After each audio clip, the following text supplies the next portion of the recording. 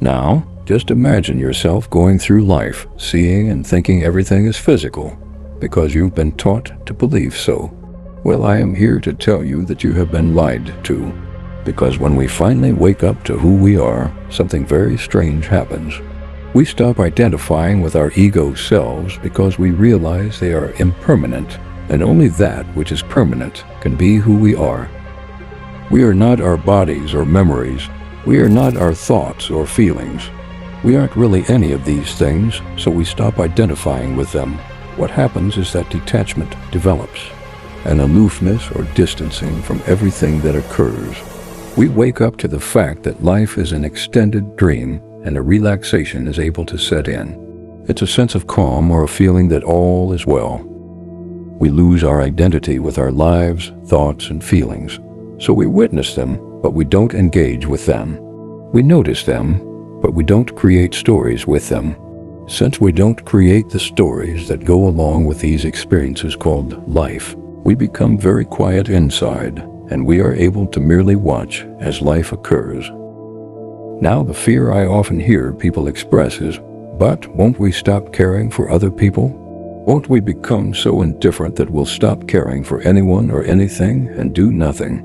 Will we basically just sit back and be so aloof that we don't do anything for anyone ever? Will a form of intense selfishness set in? None of this will happen. Why?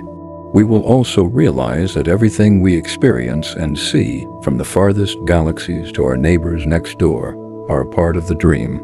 They are a part of us because without us, nothing would exist. Unless we are, nothing is. So because we are, everything is.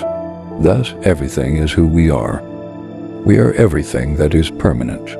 Out of this permanence, everything can flow. What naturally arises from the sense that we are everything is a deep compassion and love for everything and everyone. Simultaneously, a sense of distance or detachment is also present. It's a spiritual paradox.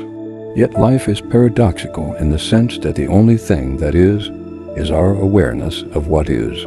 Without this awareness, nothing could be. In the same sense, everything is because we are. We are absolutely nothing that we think we are or that we define ourselves according to.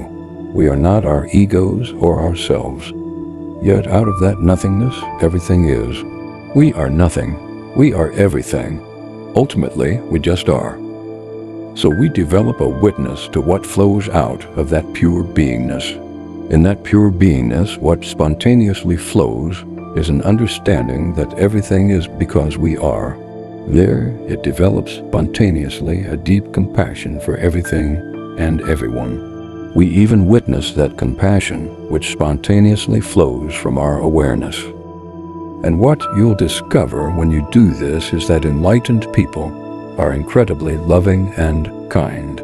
It's not because they have to be, but just because it spontaneously flows from their awakening, because they realize that everyone is who they are and they are nothing.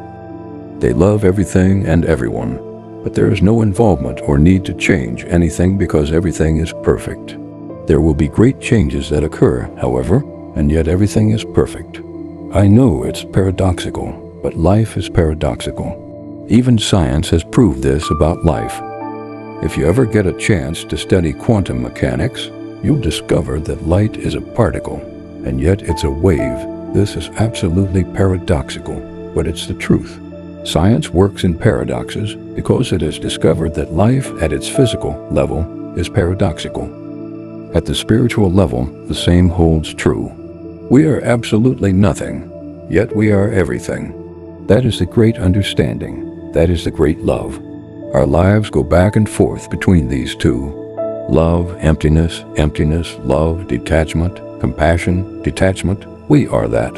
When we discover and wake up to who we are, life flows between these two states, complete utter detachment and complete utter love.